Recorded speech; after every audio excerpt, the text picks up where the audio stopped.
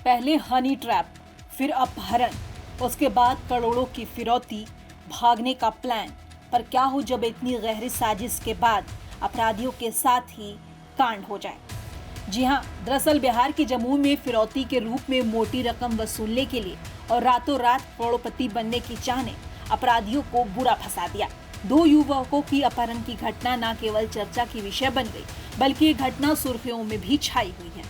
अपराधियों ने honey trap कर 22 जुलाई के दिन के उजाले में 2 युवकों का अपहरण तो कर लिया, लेकिन उसके मंसूबे पर उस वक्त पानी फिर गया जब वो दोनों युवक को एक स्थान से दूसरे स्थान ले जा रहे थे।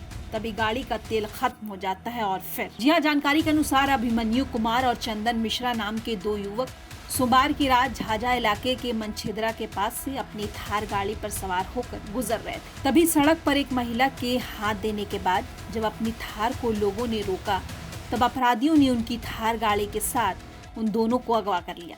लेकिन कुछ दूर जाने के बाद जब थार की डीजल खत्म हो गई, तब अपराधियों ने हथियार के बल पर अगवा दोनों युवकों को बाइक पर बैठाकर जंगल की ओर गांव से ले जाने लगे। युवकों के आंखों पर पट्टी बांधकर बिठाया गया। अपराधी धर्मा पासवान और उसके साथी बाइक चला रहे थे। तभी अपराधियों की बाइक जैसे ही जंगल में के डुमरा गांव में पहुंची, तब बंधक युवक को गांव वालों की आवाज सुनाई देती है और वो बाइक से छलांग लगा देता है और जान बचाने की गुहार लगाते लगाते एक घर में जाकर छिप जाता है। और फिर शुरू होता है अपराधी और ग्रामीणों के बीच नोक-झोंक। अपराधियों द्वारा रात के अंधेरे में हवाई फायरिंग भी की जाती है, पर गांव वाले डटकर मुकाबला करते हैं। ग्रामीणों ने जान की परवाह किए बिना न केवल दोनों युवकों की जान बचाई, बल्कि धर्मा पासवान और पूर्व मुखिया अर्जुन सिंह को अपने कब्जे में लेकर उसकी जमकर धुनाई भी की। घटना की सूचना मिलते ही झाझा थाना के पुलिस मौके वारदात पर जाकर धर्मा पासवान और पूर्व मुखिया अर्जुन सिंह को गिरफ्तार कर लेते हैं और दोनों अपहृत की बरामदी कर झाझा थाने ले जाते हैं।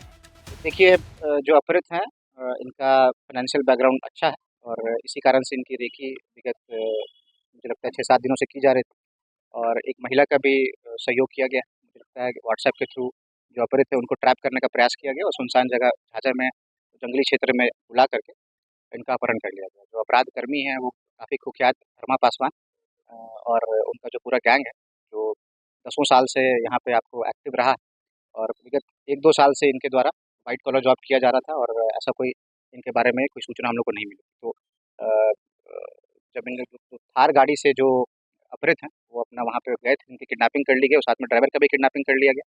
उसके बाद गाड़ी का तेल खत्म हो जाता है और ये लोग लोकेशन बदलने का प्रयास करते हैं। तो जंगल से ये लोग अर्जुन सिंह के घर इसको शिफ्ट करने का प्रयास करते हैं। उस प्रयास में आपको जो पुलिस की गाड़ी है उससे कुछ संदिग्ध स्थिति को देखते हुए उसका पीछा किया जाता है और जो ग्रामीण लोग हैं वो लोग उस गाँव में वहाँ पहुँचते हैं और इनको पकड़ लेते हैं। उसके बाद इनको पूछताछ करते हैं और थोड़ा कड़ाई करते हैं, तब पुलिस भी पहुँच जाती है और जो एक देसी कट्टा और गोली वो भी बरामद होती है और यह पता चलता है कि ये करोड़ों का रैंसम मांगने का प्रयास इनके द्वारा पहले किया गया और उसके बाद क्योंकि जो विक्टिम है उसका भी जैसे मैंने बताया कि उनका भी फाइनेंशियल बैकग्राउंड और उनका क्या जॉब प्रोफाइल है वो भी हम लोग पता करने का प्रयास कर रहे हैं। उसके बाद ही यह क्लियर हो पाएगा कि आखिर इतने रुपए की डिमांड इनसे क्यों की गई और क्या-क्या है इसमें आपको बातें। मारपीट भी किया गया। मारपीट जो ग्रामीण लोग हैं उन लोगों ने उसको एप्रीहेंड किया था और के साथ भी मारपीट तो आपको की ही गई है और उस पे भी हम लोग उस पे विचार कर रहे हैं कि अभी उनकी स्थिति बेहतर है और मेन हम लोग का उद्देश्य है कि यह क्राइम किया क्यों गया उस पे हम लोग पता कर रहे हैं। फाइनेंशियल बैकग्राउंड विक्टिम का भी जानेंगे और धर्मा पासवान क्योंकि इतने दिनों से अंडरग्राउंड था, आखिर ऐसा क्या हुआ कि वो दोबारा आपको यह कार्य कर रहा है। बता दें, घटना के बाद गांव वालों को धमकी मिलने की भी खबर है। हमारे संवाददाता राकेश सिंह ने गांव वालों से बात की, तो सुनिए उन्होंने क्या बताया। क्या नाम हुआ? उषा देवी।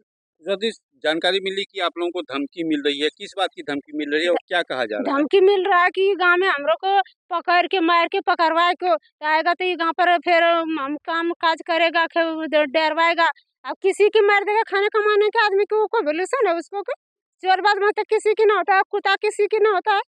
तो जब मार देगा तो हम लोग तो अइलो तो देखो दूसरो देखो तो धोरे बारे दूगो धिया पुता ये घर छिके खाना बनावे खाना बनाते तो बसा बुतरू रहबे न करते। तो जबकि वो भाग गेले गाड़ी पर से गिर के खुटवा किलो पर जान बचावे लिया वो चोर छिले आ कि बदमाश छिले कि की छिले से मैं नहीं जानते, हम तो नहीं जाने छिए।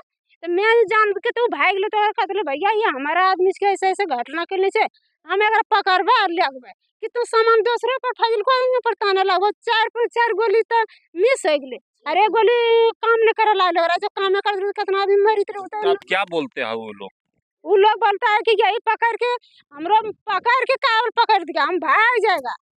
ये गाँव से बोल हम काम काज करके मार को भाई के चल जाएगा। ये गाँव में कुछ ना होता तो पकड़ के वहाँ चलो टंडिया में से नालने से पहाड़िया में से अब वो लोग धमकी उमकी देते हैं। धमकी दे अगर परिवार हो धमकी दे निकलेगा हम भी निकलेगा तो गांव में जाके फिर भी धमधेली करेगा। जितना जिसको हटाएगा उसको मारेंगे, लेकिन मारेंगे उसको छोड़ेगा नहीं।